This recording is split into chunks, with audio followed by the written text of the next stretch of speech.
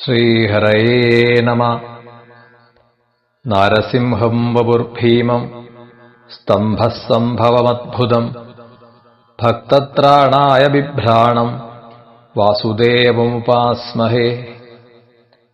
നാരായണം നമസ്കൃത്യ നരം ചൈവ നരോത്തമം ദേവീം സരസ്വതിം വ്യാസം തതോ ജയമുദീരയേത്. മഹാപുരാണ ലക്ഷണങ്ങളിൽ അഞ്ചാമത്തേതായിട്ട് പറഞ്ഞ പുരാണ ലക്ഷണം ഊതി എന്ന ലക്ഷണത്തെയാണ് 7-ാം സ്കന്ധത്തിൽ വർണ്ണിക്കുന്നത്. കർമ്മങ്ങൾക്ക് അനുസരിച്ചിട്ടുള്ള വാസനകൾ, കർമ്മവാസനകൾ. ഊദിശ്ച വാസനാപ്രോക്ത തത്തൽ കർമാനുസാരിണി. കർമ്മവാസനകളെ സത്ത് എന്നും അസത്ത് എന്നും രണ്ടായിട്ട് പറയാം. സജ്ജനങ്ങളുടെ അനുഗ്രഹം കൊണ്ട് സദ്വാസനയും അതിന്റെ വിപരീത അവസ്ഥ ശാപം കൊണ്ട് അസദ്വാസനയും ഉണ്ടാവും. വൈകുണ്ഠവാസികളായ ജവിജയന്മാർക്ക് സനകാദി ശാപം കൊണ്ട് ഉണ്ടായ അസദ്വാസന, അസുര ബാലനായിട്ടുള്ള പ്രഹ്ലാദന് ശ്രീനാരദ അനുഗ്രഹം കൊണ്ടുണ്ടായ സദ്വാസന. ഇത് രണ്ടും കൂട്ടിച്ചേർത്ത് ഇവിടെ പ്രഹ്ലാദന്റെ കഥയായിട്ട് ആ നരസിംഹ അവതാര ചരിത്രത്തെ സപ്തമസ്കന്ധത്തിന്റെ ആദ്യം തന്നെ 10ഓളം അധ്യായങ്ങളിലായിട്ട് പറയുകയാണ്. പരീക്ഷത്തിന്റെ ചോദ്യം: സമപ്രിയ സുഹൃത് ബ്രഹ്മൻ ഭൂതാനാം ഭഗവാൻ സ്വയം ഇന്ദ്രസ്യാർത്ഥേ കഥം ദൈത്യാൻ അവധീത് വിഷമോ യഥാ.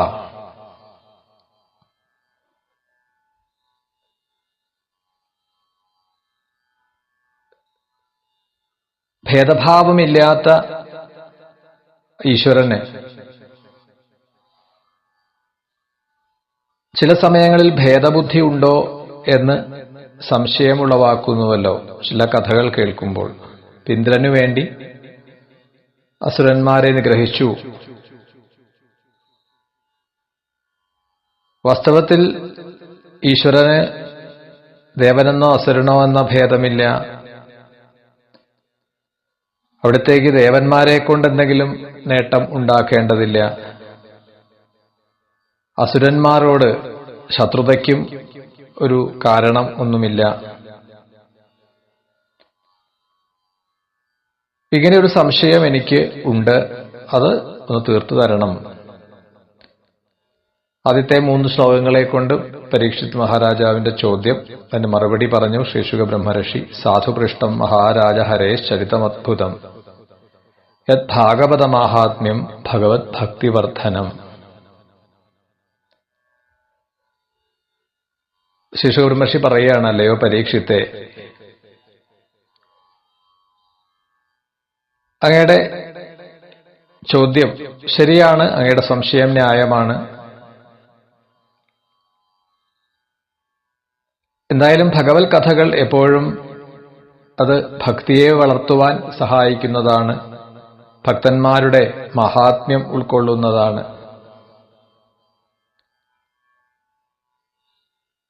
ഇവിടെ ഇനി പറയാൻ പോകുന്ന കഥ ശ്രീനാരദ മഹർഷി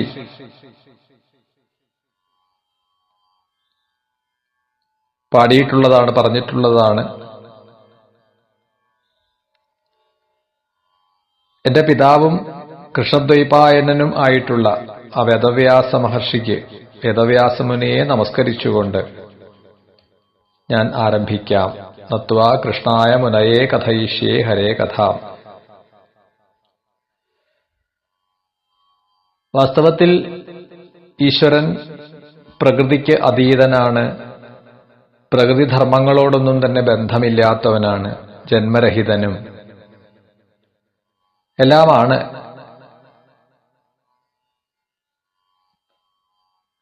പ്രകൃതിയുടെ ഗുണങ്ങളായിട്ടുള്ള സത്വരജ തമോ ഗുണങ്ങൾ, സാത്വിക രാജസ താമസ ഗുണങ്ങൾ, അതൊന്നും തന്നെ ആ പരമാത്മാവിനെ ബാധിക്കുന്നില്ല, ഈശ്വരനെ ബാധിക്കുന്നില്ല.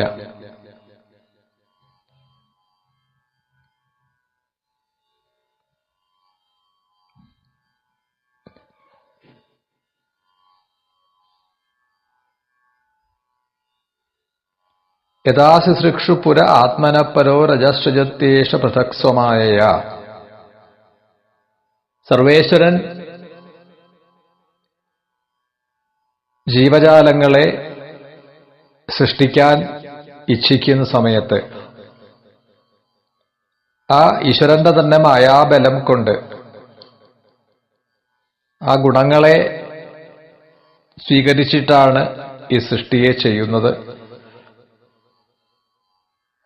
ഓരോ സന്ദർഭങ്ങളിലും വ്യത്യസ്തതരം ശരീരങ്ങളിൽ വിഹരിക്കാൻ ഇച്ഛിക്കുമ്പോൾ സത്വഗുണത്തിനെ ബലപ്പെടുത്തുന്നു. സൃഷ്ടിയുടെ ആരംഭത്തിൽ രജോഗുണത്തിനെ ഉയർത്തുന്നു. സൃഷ്ടികളെയെല്ലാം സംഹരിച്ച് യോഗനിദ്രയെ പ്രാപിക്കുന്ന സമയത്ത് തമോ ഗുണത്തെ ഉയർത്തുന്നു, വർദ്ധിപ്പിക്കുന്നു.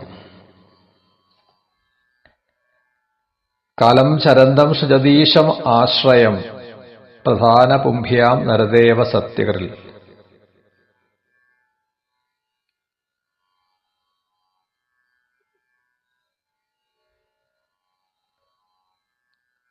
അത് ദേവന്മാരോടോ അസുരന്മാരോടോ ഒന്നും വാസ്തവത്തിൽ ഈശ്വരന് പ്രത്യേകിച്ചൊരു ശത്രുതയോ മമതയോ ഒന്നും ഇല്ല.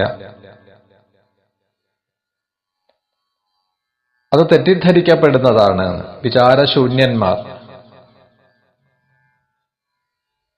അവിവേകം കൊണ്ട് അതിനെ തെറ്റിദ്ധരിക്കുന്നു. വിവേകമുള്ളവർക്ക് ഈശ്വരൻ സമൻ ആണ്, വിഷമൻ അല്ല. അതിനു വേണ്ടിയിട്ട് ഞാനിവിടെ ഉദാഹരണമായിട്ട് ഒരു ഇതിഹാസത്തെ പറയാം. ശ്രീനാരദ മഹർഷി അങ്ങയുടെ പിതാമഹനായിട്ടുള്ള ധർമ്മപുത്രർക്ക് വേണ്ടി ഉപദേശിച്ചതായ ആ ചരിത്രം പറയാം.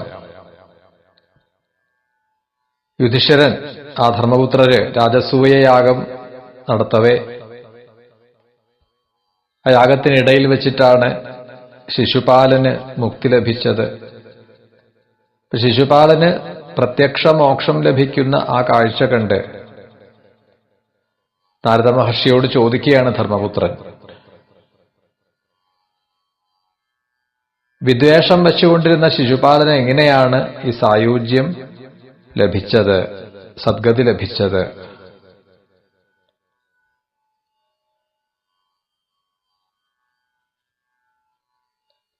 ദമഘോഷസുത പാപ ആരഭ്യ കളഭാഷണാൽ. ഈ ശിശുപാലൻ, ദമഘോഷന്റെ പുത്രനായിട്ടുള്ള ശിശുപാലൻ കുട്ടിക്കാലം മുതൽ, അതാണ് ഈ കളഭാഷണം എന്നിവിടെ സൂചിപ്പിച്ചത്, ചെറിയ കുട്ടിയായിരിക്കുമ്പോഴേ കൃഷ്ണനോട് പകവെച്ചുകൊണ്ട് കൃഷ്ണനെ വിദ്വേഷിച്ചിട്ടുള്ള ആളാണ്.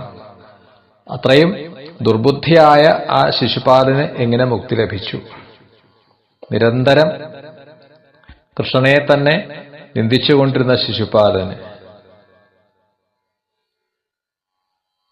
ആ ശിശുപാലൻ കൃഷ്ണനിന്ദ ചെയ്യുന്നത് കേൾക്കുമ്പോൾ ഞാൻ വിചാരിച്ചത് അയാളുടെ നാവിൽ കുഷ്ഠം ബാധിക്കട്ടെ, രോഗം ബാധിക്കട്ടെ.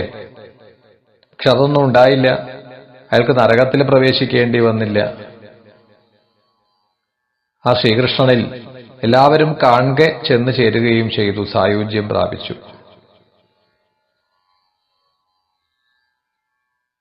അപ്പൊ ഇങ്ങനെ ഈ ഒരു ദൃശ്യം കണ്ട് എന്റെ ബുദ്ധി ദീപാർച്ചിരിവ വായുന, കാറ്റത്ത് ആടുന്നതായ ദീപനാളം പോലെ എന്റെ ചിത്തം ചലിക്കുകയാണ്. എന്നിങ്ങനെയുള്ള ധർമ്മപുത്രരുടെ ചോദ്യത്തിന് മറുപടി ആയിട്ട് ശ്രീനാരദ മഹർഷി പറയാൻ ആരംഭിക്കുന്നു. ശ്രീനാരദ ഉവാച നിന്ദനസ്തവ സൽക്കാര നെക്കാരാർത്ഥം കളേബരം പ്രധാന പറയോ രാജൻ അവിവേകേന കൽപ്പിതം. നിന്ദിക്കുക, സ്തുതിക്കുക, സൽക്കരിക്കുക, തിരസ്കരിക്കുക,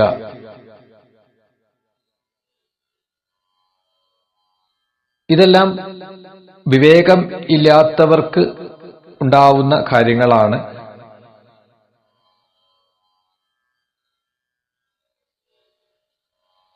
ശരീരാഭിമാനം കൊണ്ട് ഞാനെന്നും എന്റേത് എന്നും ഒക്കെയുള്ള ആ ഒരു അവസ്ഥ, ഭാവം, മമതാബോധം, അതൊന്നും ഈശ്വരനെ ബാധിക്കുന്നില്ല, ഈശ്വരൻ ഉണ്ടാവുന്നില്ല.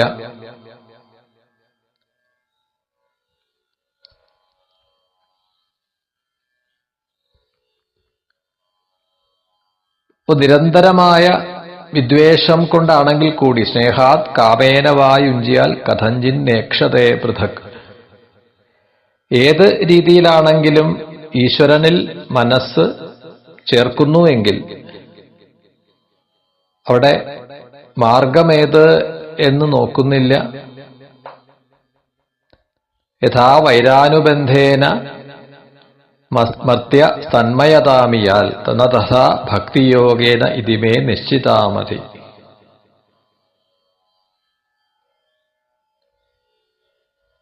ഏത് രീതിയിലാണെങ്കിലും ഈശ്വര ചിന്തനം ഉണ്ടായാൽ, ഈശ്വര വിചാരമുണ്ടായാൽ അത് മുക്തിക്ക് കാരണമായി തീരും.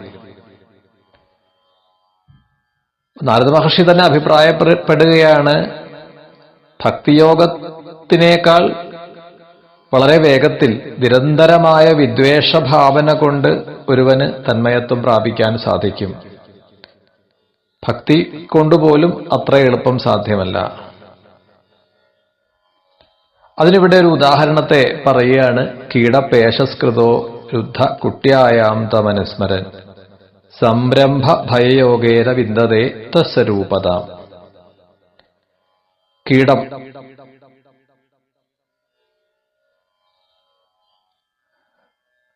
ചെറിയൊരു പുഴു, അതിനെ വേട്ടാളൻ അല്ലെങ്കിൽ കുളവി എന്ന് ചില സ്ഥലങ്ങളിൽ പറയും. ആ പ്രാണി ചെറിയൊരു പുഴുവിനെ കൊണ്ടുവന്ന് അതിൻ്റെ ഒരു കൂട്ടിൽ കൊണ്ടുവയ്ക്കുകയാണ്. മണ്ണുകൊണ്ട് പൊതിഞ്ഞ ഒരു കൂടിൻ്റെ ഉള്ളിലാക്കി അതിനെ തൻ്റെ കൊമ്പുകൊണ്ട് കുത്തിയിട്ട് ആ കൂടിൻ്റെ മുകൾ ഭാഗം ദ്വാരം കൂടി അടച്ചു വയ്ക്കുന്നു. ഈ കൂടിനുള്ളിൽ അകപ്പെടുന്ന പുഴു കോപാവേശം കൊണ്ട്, ഭയം കൊണ്ട് നിരന്തരം വേട്ടാളനെ ചിന്തിച്ച് ധ്യാനിച്ച് മറ്റൊരു വേട്ടാളനായി ചിറകുമുളച്ച് കൂട് പൊളിച്ചു പറന്നു പോകുന്നു എന്നതുപോലെ മായയാൽ മനുഷ്യനായിട്ട് അവതരിച്ച ആ ഭഗവാനിൽ, ശ്രീകൃഷ്ണനിൽ വിദ്വേഷഭാവത്തോടു കൂടിയിട്ടാണെങ്കിലും നിരന്തരമായ ആ ഒരു സ്മരണ ഉണ്ടായവർക്കൊക്കെ തന്നെ മുക്തിയാണ് ലഭിച്ചത്, സായുജ്യമാണ് ലഭിച്ചിട്ടുള്ളത്. കാമാത് ദ്വേഷാത് ഭയാത് സ്നേഹാത് യഥാ ഭക്തിയേശ്വരേ മന ആവേശ്യ തഥഖം ഹിത്വാ ബഹവ സദ്ഗതിം ഗത. ഭക്തി കൊണ്ട് എന്നതുപോലെ തന്നെ കാമം കൊണ്ടും ദ്വേഷം കൊണ്ടും ഭയം കൊണ്ടും സ്നേഹം കൊണ്ടും എല്ലാം ഭഗവാനെ മനസ്സിൽ ചേർത്ത് ഭഗവത് വിചാരം ചെയ്ത് പാപങ്ങളെല്ലാം നശിപ്പിച്ച് എത്രയോ പേർ ഭഗവത് സായുജ്യത്തെ പ്രാപിച്ചിട്ടുണ്ട്. ഇനി മേൽപ്പറഞ്ഞതിന് ഉദാഹരണം താഴെ പറയുകയാണ്. ഗോപ്യകാമാത് ഭയാത് കംസോ ദ്വേഷാൽ ചൈദ്യാദയോ നൃപാഹ. ഗോപസ്ത്രീകൾ കാമം കൊണ്ട്, കംസൻ ഭയം കൊണ്ട്, ശിശുപാലാദികൾ ദ്വേഷം കൊണ്ട്, യാദവന്മാർ ബന്ധുക്കളാണ് എന്ന ഭാവേനയും, നിങ്ങൾ പാണ്ഡവർ സ്നേഹം കൊണ്ടും ഞങ്ങളെപ്പോലുള്ളവർ ഭക്തി കൊണ്ടും ഒക്കെ സായുജ്യം നേടുന്നവരാണ്.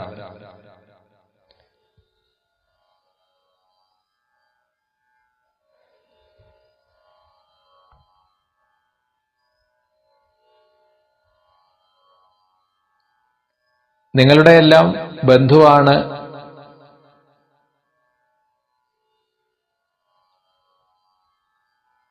ഇവിടെ ശിശുപാലനും ദന്തവക്ത്രനും. അവർ മുൻപ് വിഷ്ണു പാർഷദന്മാരായിരുന്നു. അവർക്ക് ശാപം കൊണ്ടാണ് അസുരയോനിയിൽ വന്ന് പിറക്കേണ്ടതായത്. 3 ജന്മം അവർക്ക് അസുരയോനിയിൽ വന്ന് ജനിക്കേണ്ടതായി. അതിൽ ഹിരണ്യാക്ഷനും ഹിരണ്യകശിപുവുമായിട്ട് ആദ്യ ജന്മം,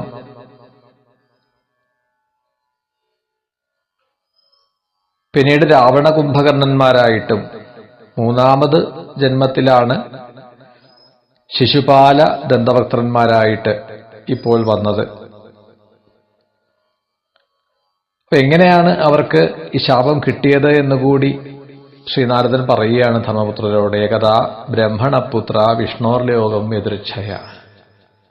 ഒരിക്കൽ ബ്രഹ്മപുത്രന്മാരായിട്ടുള്ള സനകാദി ഋഷീശ്വരന്മാർ യാദൃച്ഛികമായി ഭഗവത് ദർശനത്തിനായിട്ട് വൈകുണ്ഠത്തിലെത്തുകയും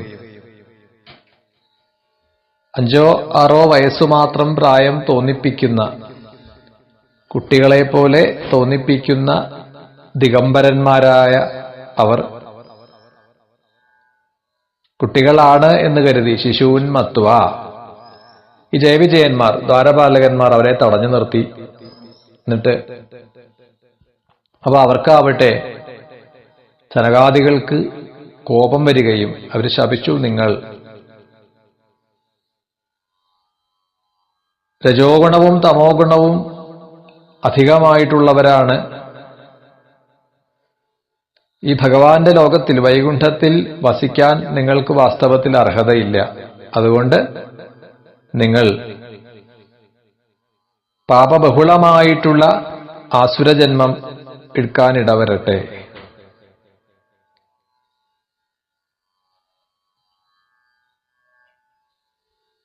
അവരോടുള്ള കാരുണ്യം കൊണ്ട് സനകാദികൾ ശാപമോക്ഷവും കൊടുക്കുന്നുണ്ട്, അനുഗ്രഹവും കൊടുക്കുന്നുണ്ട്. 3 ജന്മങ്ങൾ കൊണ്ട് വീണ്ടും നിങ്ങൾക്ക് ഈ വൈകുണ്ഠത്തിലേക്ക് തിരിച്ചെത്താനും കഴിയും. അപ്പൊ അവരാണ് ഇപ്പോ 3ാമത്തെ ജന്മത്തിൽ വന്നിട്ടുള്ള ശിശുപാലനും ദന്തവക്ത്രനും.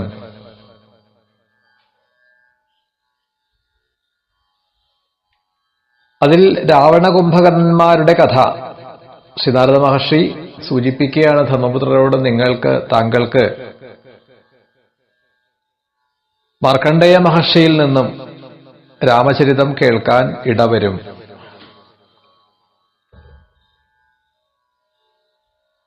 എന്നിങ്ങനെ പറഞ്ഞുകൊണ്ടാണ്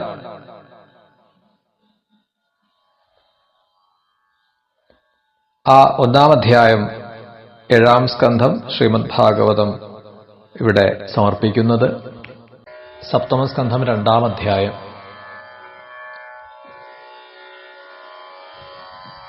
പ്രഹ്ലാദ ചരിത്രം, നരസിംഹ അവതാര കഥ.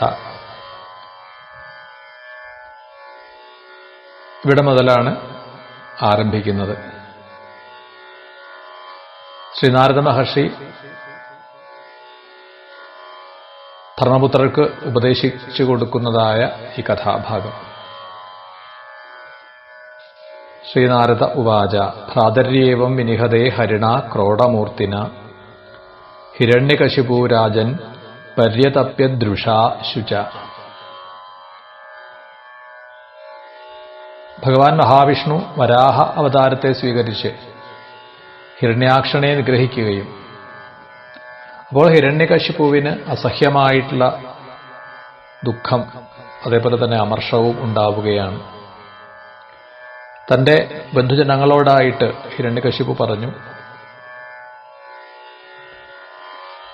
വിഷ്ണു സർവത്ര സമസ്വഭാവനാണ് എന്നൊക്കെ പറയുമെങ്കിലും ഇപ്പോൾ അങ്ങനെയല്ല. ദേവന്മാർക്ക് വേണ്ടി ആ ദേവപക്ഷത്തെ പിടിച്ചുകൊണ്ട് എന്റെ സഹോദരനെ നിഗ്രഹിച്ചത് നിങ്ങൾ കണ്ടില്ലേ? ഞാൻ ആ ഹരിയെ വധിച്ച്, ആ വിഷ്ണുവിനെ നിഗ്രഹിച്ച് ആ രക്തം കൊണ്ട് എന്റെ അനുജന് തർപ്പണം ചെയ്യും.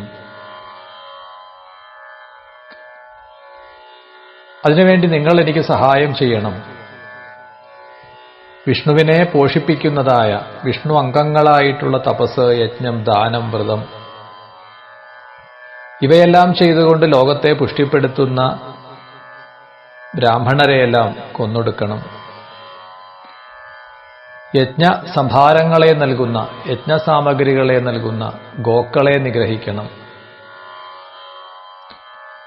വർണ്ണാശ്രമധർമ്മങ്ങൾക്ക് അനുസരിച്ച് കർമ്മങ്ങൾ നടക്കുന്ന നഗരങ്ങളും ഗ്രാമങ്ങളും അഗ്നിക്കിരയാക്കുക. ഇങ്ങനെയെല്ലാം പരദ്രോഹം ചെയ്യാനായി ഹിരണ്യകശിപു നിർദ്ദേശം കൊടുക്കുകയും അവരതൊക്കെ നടപ്പാക്കാൻ ആരംഭിച്ചു. ദേവന്മാർ ഗത്യന്തരമില്ലാതെ സ്വർഗം ഉപേക്ഷിച്ച് ഭൂമിയിൽ പലയിടങ്ങളിലായി അലഞ്ഞുതിരിയാൻ തുടങ്ങി. ഹിരണ്യകശിപു ആവട്ടെ ഹിരണ്യാക്ഷന്റെ മരണാനന്തരമുള്ള പ്രേതകാര്യങ്ങളെല്ലാം ചെയ്തിട്ടാണ് മടങ്ങിയെത്തി തന്റെ കൊട്ടാരത്തിൽ. തന്റെ അമ്മയും ഹിരണ്യാക്ഷ പത്നിയും പുത്രന്മാരുമെല്ലാം ദുഃഖിതരായിട്ടിരിക്കുന്നു. ഹിരണ്യാക്ഷന്റെ മരണത്തിൽ അതിദുഃഖിതരായി വിലപിക്കുന്നത് കണ്ട് അവരെ ആശ്വസിപ്പിച്ചുകൊണ്ട് ഹിരണ്യകശിപു പറയുകയാണ്, നിങ്ങൾ ഇങ്ങനെ വിലപിച്ചതുകൊണ്ട് പ്രയോജനമൊന്നുമില്ല. യുദ്ധത്തിൽ മരിക്കുന്നത് എത്രയോ ശ്രേഷ്ഠമാണ്. അതുമാത്രമല്ല, ഇവിടെ ഒരു ബന്ധവും ശാശ്വതമല്ല. വഴിയാത്രികർ സത്രങ്ങളിൽ, തണ്ണീർപ്പന്തലിൽ കൂടിച്ചേർന്ന് വിശ്രമിക്കുകയും അവിടെ നിന്ന് ഓരോ വഴിക്കും പിരിഞ്ഞു പോകുന്നത് പോലെ ക്ഷണഭംഗുരമാണ് ഈ ബന്ധങ്ങളെല്ലാം.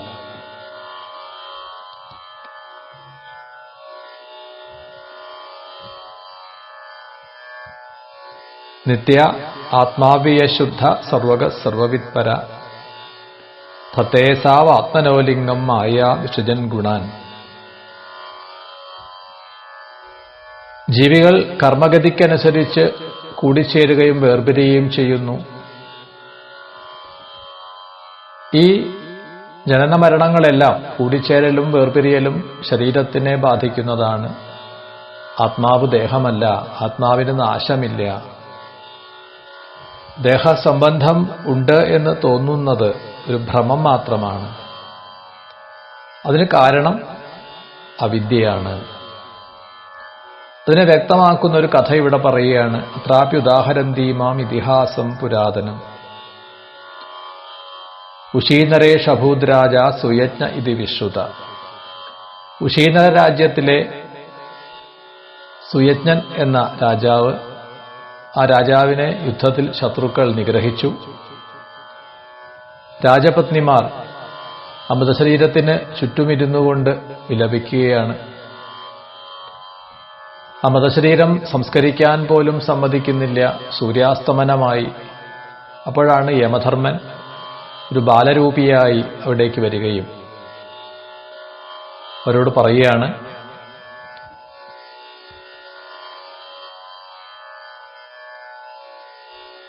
നിങ്ങൾക്ക് എന്താണ് ജീവഗതി എന്ന് ഞാൻ പറഞ്ഞു തരാം.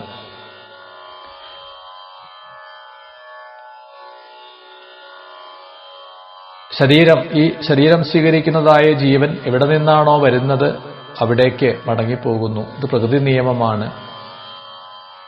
ഇവിടെ കൂടിയിരിക്കുന്നവരെല്ലാം ഇന്നല്ലെങ്കിൽ നാളെ പോകേണ്ടവർ തന്നെയാണ്.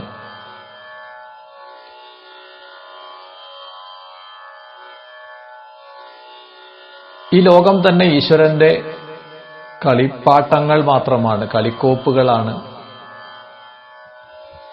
ആ ഭഗവത് സങ്കല്പമുണ്ടെങ്കിൽ നമുക്ക് വഴിയിൽ നഷ്ടപ്പെട്ട വസ്തുക്കളെ തിരിച്ചു കിട്ടും. ഇല്ല എങ്കിൽ ഗൃഹത്തിൽ വളരെ ഭദ്രമായി സൂക്ഷിച്ചതുപോലും നമുക്ക് നഷ്ടപ്പെടും. ഭഗവത് സങ്കല്പം ഉണ്ട് എങ്കിൽ അനാഥന്മാരായിട്ടുള്ളവർ നന്നായി ജീവിക്കും. എന്നാൽ ഗൃഹത്തിൽ അച്ഛന്റെയും അമ്മയുടെയും സംരക്ഷണത്തിൽ ഉള്ള കുട്ടികൾ പോലും അവരുടെ മടിയിൽ കിടന്നുപോലും ഒരുപക്ഷെ മരണത്തെ വരിക്കും. അപ്പോൾ ജനനമരണങ്ങളെല്ലാം ഉണ്ടാവുന്നത് ശരീരത്തിനാണ്, ആത്മാവിനല്ല. അതൊരു കാലത്തും നശിക്കാത്തതാണ്. നിങ്ങൾ ഈ അറിവ് ഇല്ലാത്തതുകൊണ്ട് ഇങ്ങനെ വെറുതെ വിലപിക്കുന്നു. നിങ്ങളുടെ ഭർത്താവായിട്ടുള്ള സുയജ്ഞൻ ദാ ഇവിടെ കിടക്കുന്നു, പിന്നെ എന്തിനാണ് കരയുന്നത്? ഇനി ഒരു പക്ഷേ ഇദ്ദേഹം മുൻപ് സംഭാഷണം ചെയ്തിരുന്നു, മുമ്പ് പ്രവൃത്തികളെ ചെയ്തിരുന്നു എന്നാണ് എങ്കിൽ, നിങ്ങൾ മുൻപ് സംസാരിച്ച ആ ജീവനെ നിങ്ങൾ കണ്ടിട്ടില്ല. ജീവന് നാശമില്ല. എപ്പോഴാണെങ്കിലും നശിക്കുന്ന ദേഹത്തെക്കുറിച്ച് ദുഃഖിക്കുന്ന ഒരുവൻ വെറുതെ അനർത്ഥം വിളിച്ചു വരുത്തുകയാണ്. നിങ്ങൾ ഇങ്ങനെ ഇരുന്ന് 100 വർഷം വിലപിച്ചാലും ജീവൻ മടങ്ങി വരില്ല. ഇത്രയും പറഞ്ഞുകൊണ്ട് യമധർമ്മൻ അന്തർധാനം ചെയ്തു. അതോടുകൂടി സുയജ്ഞ പത്നിക്കും പുത്രന്മാർക്കും തത്വബോധം ഉണ്ടാവുകയും ചെയ്തു. എന്നിങ്ങനെയുള്ള ദൃഷ്ടാന്തത്തെ ഇവിടെ ഉപദേശിച്ചുകൊണ്ടാണ് ഹിരണ്യകശിപു തന്റെ ബന്ധുക്കളെ, അമ്മയെയും സഹോദരപത്നിയെയും എല്ലാം ഉപദേശിക്കുന്നത്. എപ്പോൾ വേണമെങ്കിലും നശിക്കുന്നതായ ഈ ശരീരത്തെക്കുറിച്ചോർത്ത് നിങ്ങൾ സങ്കടപ്പെടരുത്. പരമാർത്ഥത്തിൽ ആത്മാവല്ലാതെ വേറൊരു വസ്തുവുമില്ല എന്നറിഞ്ഞ് സമാധാനിക്കുകയാണ് വേണ്ടത്. എന്നിങ്ങനെ ഹിരണ്യകശിപുവിന്റെ ഈ ഉപദേശം കേട്ട ആസുര സ്ത്രീകൾ ദുഃഖവിമുക്തരായി. ഏവം ഇതി ദൈത്യപതേർവാക്യം ദിതിരാകർണ്യ സുസ്നുഷ പുത്രശോകം ക്ഷണാൽ തെക്വ തത്വേ ചിത്തമധാരയൽ.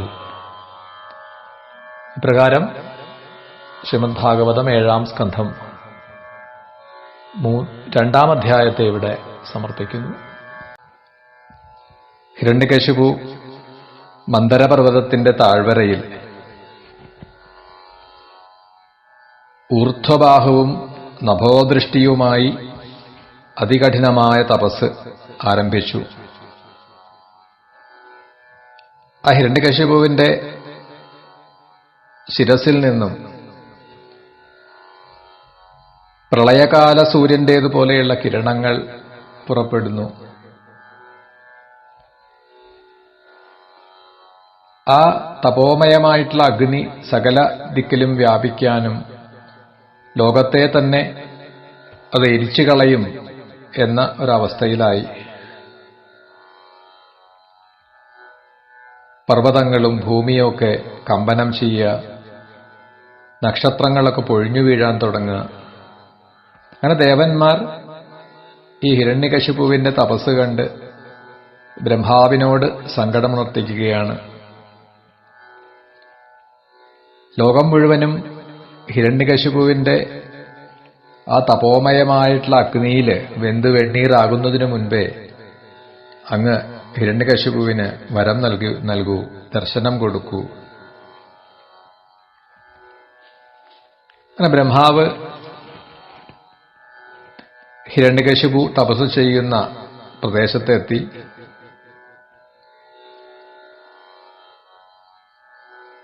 ഒറ്റനോട്ടത്തിൽ എവിടെയാണ് ഹിരണ്യകശിപു എന്ന് കാണാൻ കഴിയുന്നില്ല.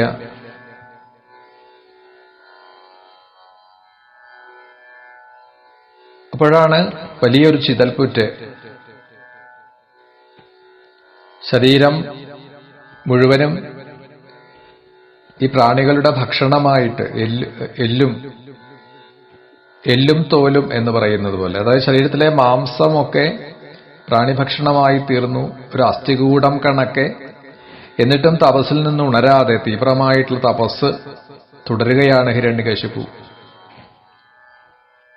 അതുകൊണ്ട് അത്ഭുതപ്പെട്ടുകൊണ്ടാണ് ബ്രഹ്മാവ് ആ ഹിരണ്യകശിപുവിനെ തപസ്സിൽ നിന്ന് ഉണർത്തുന്നത്. ഉത്തിഷ്ഠ ഭദ്രം തേ തപ സിദ്ധോസി കാശ്യപ വരദോഹം അനുപ്രാപ്തോ വ്രിയതാമീപ്സിതോവര. നിനക്ക് ഇഷ്ടമുള്ള വരം ചോദിച്ചുകൊള്ളൂ.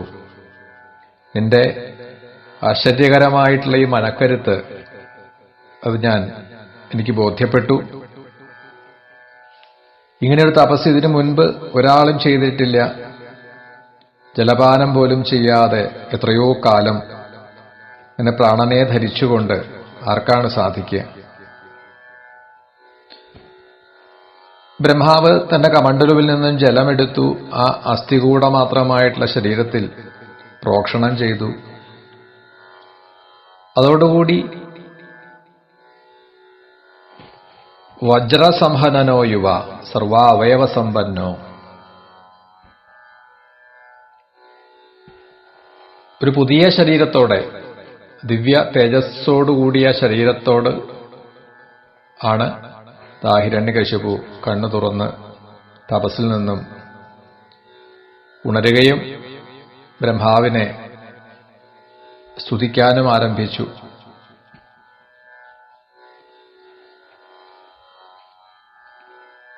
ഈ പ്രപഞ്ചത്തിന്റെ സൃഷ്ടിസ്ഥിതി സംഹാരങ്ങളെ നടത്തുന്ന,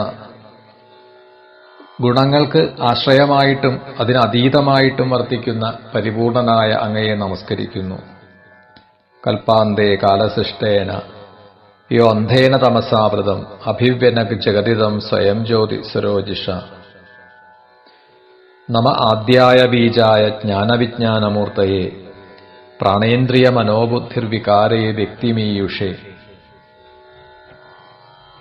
കുറെ ശ്ലോകങ്ങളെ കൊണ്ട് ഹിരണ്യകശിപുവിന്റെ സ്തുതിയാണ്, ബ്രഹ്മാവിനെ സ്തുതിക്കുകയാണ്. ജ്ഞാനവിജ്ഞാനമൂർത്തിയായിട്ടുള്ള അവിടത്തേക്ക് നമസ്കാരം. ലോകത്തിന്റെ ആദിബീജസ്വരൂപനായ അവിടുത്തെ നമസ്കരിക്കുന്നു. അന്തര്യാമി രൂപേണ സർവചരാചരങ്ങളുടെയും നിയാമകനായിട്ടുള്ള അവിടുത്തെ നമസ്കരിക്കുന്നു. അവിടുന്ന് അനാദ്യനും അനന്തനും അന്തര്യാമിയുമാണ്.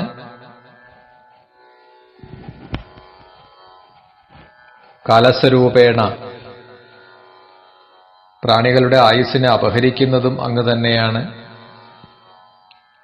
അങ്ങയിൽ നിന്ന് അന്യമായിട്ട് സ്ഥൂലമോ സൂക്ഷ്മമോ ചരമോ അചരമോ ആയിട്ടുള്ള ഒന്നും തന്നെയില്ല. അനന്തവും അവ്യക്തവുമായിട്ടുള്ള രൂപം കൊണ്ട് സമസ്ത പ്രപഞ്ചത്തെ വ്യാപിച്ചിരിക്കുന്ന, വിദ്യാവിദ്യാസ്വരൂപത്തോടുകൂടിയിരിക്കുന്ന സർവ ഐശ്വര്യപരിപൂർണനായ അവിടത്തേക്ക് നമസ്കാരം.